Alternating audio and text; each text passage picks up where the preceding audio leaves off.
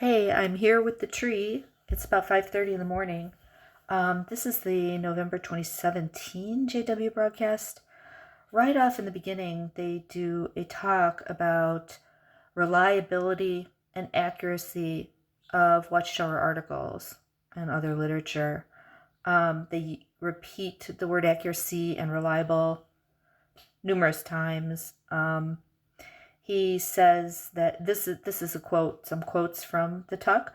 The research department checks the accuracy of everything. Then he says the researchers examine the quote in context.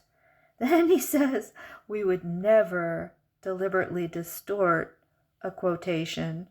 Um, this is so typical, the kind of thing they do. Like they do talks and articles trying to refute what opposers and former members and researchers say without directly showing what the points are. So they're going to hear just generalize. That's kind of what they do. They will never want to show people what researchers find as far as misquotes, because then they'd be distributing what they call apostate information, right? So they make these articles or talks just generalizing, we would never want to do that. This is all totally fact checked by our researchers, etc. So just the ones I know of from reading about over the years that show a lot of misquotes and distortions from the original sources would be the Trinity brochure, uh, the Creation booklet.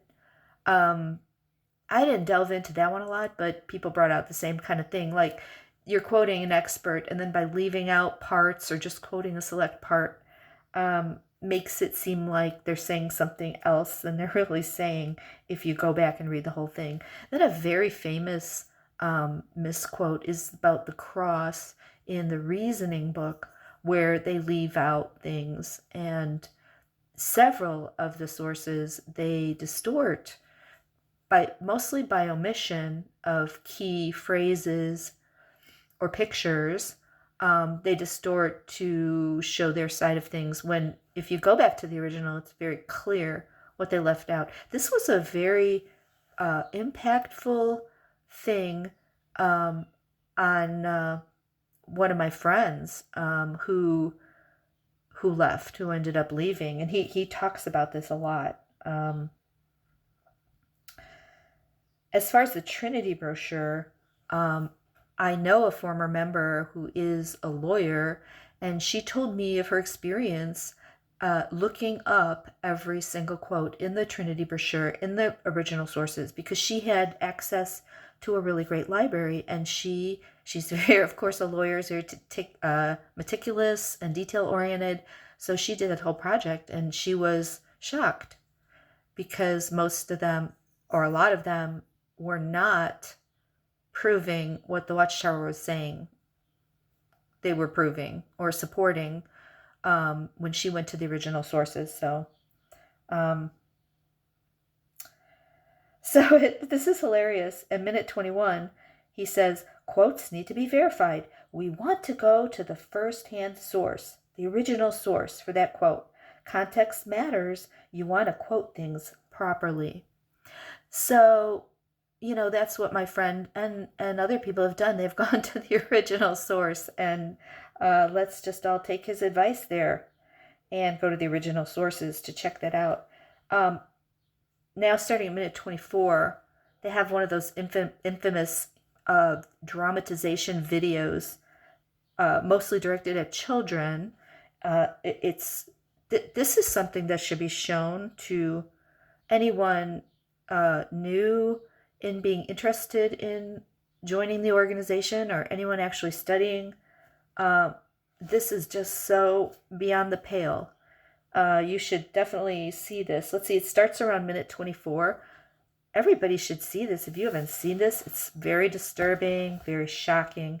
They portray a child at his school, one of his good friends at the school. They're passing around a card for his birthday. Now, to be clear, he's not even he's not even being asked to attend a birthday party, right? It's signing a card. So they take their incredible control and legalism and guilt trip to the next level. I mean, he can't even sign the card. So the kid is talking and he says, "I know from the Bible that it's wrong to celebrate birthdays, but is signing the card really a big deal?" No, it's not. So he's having this conversation with his father, who then quotes Ephesians 5:10. He reads him the verse, and the father says, we have to keep making sure what's acceptable to Jehovah, because Satan is a master at tricking us. And then the video goes into the account of Aaron and the golden calf. It's like they're trying to equate the two. It's incredible. And then the kid says, "That example helped me a lot. We don't want to be like Aaron and mix true and false worship." I mean, just think about the import of that and how this is such a false analogy to totally seriously guilt trip this poor kid. So, anyway, well, more later. Have a good one.